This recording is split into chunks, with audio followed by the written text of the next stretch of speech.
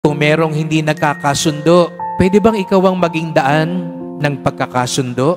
Kung meron pang ayaw umuwi sa inyo ngayon, nagtatampo, pwede mo bang tawagan at sabihin mo, okay na lahat, uwi ka na, magpapasko na.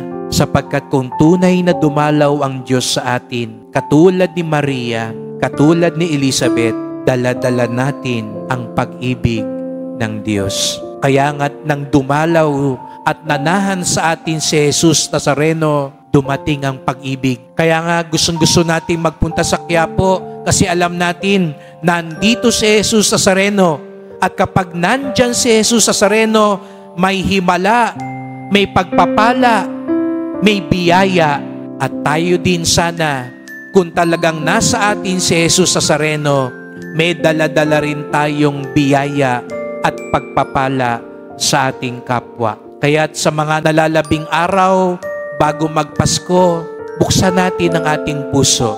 Hayaan nating dumalaw at manahan ang Panginoon.